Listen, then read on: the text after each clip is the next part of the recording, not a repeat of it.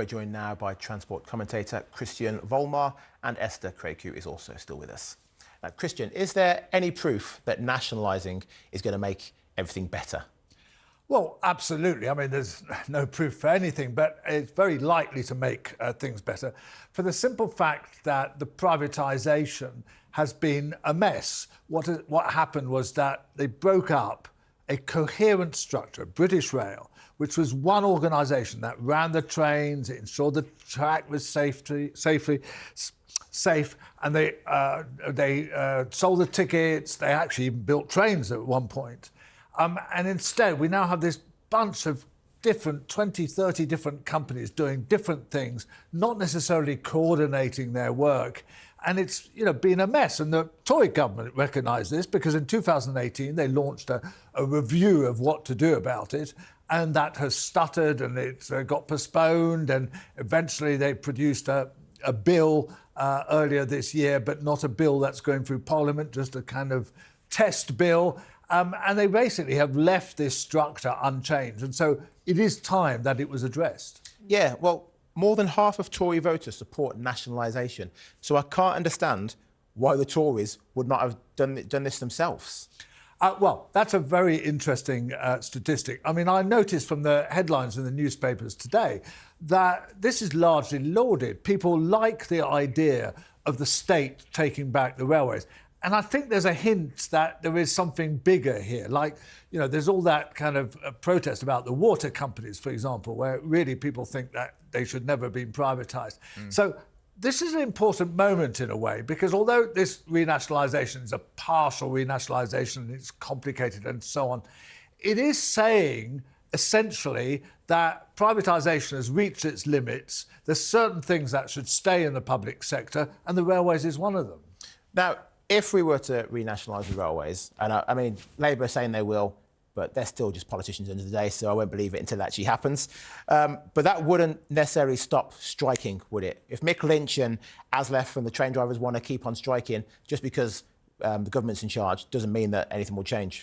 No, it doesn't, except the present industrial action has largely been the result of the fact that the government simply doesn't talk to the unions. They actually haven't met Aslef, the train drivers union. I talk to them regularly, and they say, we haven't met them since January last year. Right. And they just haven't tried to kind of resolve this. And yes, train drivers get paid a reasonable amount of money, but I'm rather glad they are when I'm in the train and feel safe. All they're asking for is around 4 or 5%. But without any conditions. And the government has tried to impose crazy conditions on them about changing the working practices and guaranteeing that they have to work on Sundays and all that sort of stuff.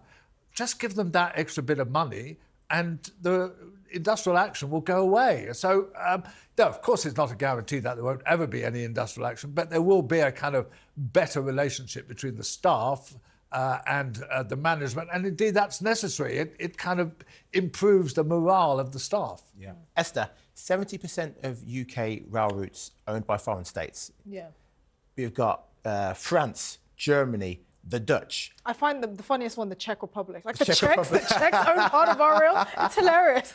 These other governments are making money, taking the billions back to their own countries, whilst I'm stuck in Watford, unable to get a train in because everyone's striking. Can you blame them? It's free, easy money. And once they fail, like a lot of these rail route franchises have, which is what triggered, by the way, the review in 2018 that you were citing, they get a nice payout. Look, we accept that some services are essential but not profitable. And what the Tories tried to do was fit a square peg into a round hole. And like I said, this was such a bad idea that even Margaret Thatcher, who was on her privatisation spree, backed away from it because she saw that it was not going to last. Unfortunately, she didn't do that with water in this country, but she certainly saw it with rail. But John Major didn't see it that way. And now we're left with this mess, and we effectively have to pick up the pieces and buy it all back, which is inevitable. So the question is, how is Labour going to do it? Because they can say we're going to renationalise it, but obviously there'll always be a privatisation component there. I'd like to see a bit more specifics. That's the only thing. But, I'm not surprised that the public are fed up. It's cheaper to fly to the south of France than to get to certain parts of this country, a few kilometres consultants. It is ludicrous. I can fly to Montpellier for like, 50 euros. I can't even get to Bristol for that price. It's madness. Christian, this has got a point. Why are our prices in this country so astronomically high to do a 50, 60-mile journey? Well, because basically we've frozen fuel prices for years, the tax on fuel prices, but we've allowed the rail prices to go up by the rate of inflation, or at some points even above the rate of inflation. So, of course, they've become far more expensive in relation to car use or in relation to aviation, which is hardly taxed at all. And so that's a result of government policies which can be changed. It won't be changed overnight, but we can move to a world where we see the railways as important in decarbonisation, for example. So you'd want to kind of subsidise the railways more because they're helping the struggle against climate change. So I know that Labour are kind of resisting saying anything about money and anything very radical, but I somewhat suspect when they get into power, they will look at these things and there'll be a trend away from the kind of free market madness we've had towards a kind of more sensible way of running our utilities and indeed our railways. And it's also a bit of a missed opportunity. The UK has the perfect topography for rail travel, even better than the Swiss who've invested, who are known for their excellent rail service. So, I completely agree on that point. It's actually a huge missed opportunity. We have the perfect landscape for it. Christian, one of the things that Starmer says that the Labour government would do is to give automatic refunds for train delays. But that's a bit misleading because as I understand it, I can already get some partial refunds if my train is massively delayed, correct? Yes, and this is a bit complicated because about over half of tickets are now sold through Trainline and through other third-party retailers like that, and you could imagine that their policies might be different from what the government would like to see. So there are complexities around there. But I like the idea that was set out in the plans today that people will have access to the cheapest fare that is available, rather than having to scout around and say, well, what about with this company, or how do I go about this, or do I have split tickets and all that kind of nonsense. So I think that's the sort of promise that Labour ought to be making about tickets. And I think also they ought to go further and say, well, we'll have a maximum price of tickets. We're not going to have, say, your example is a good one. Say, we're not going to have a ticket that's cost more than £100 to anywhere in the country.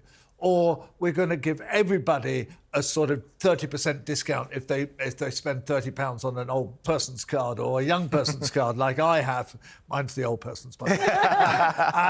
and so they could just have, anybody could buy a card. Right, that gives you a third off. They do that in other countries like Germany or Switzerland, which you mentioned.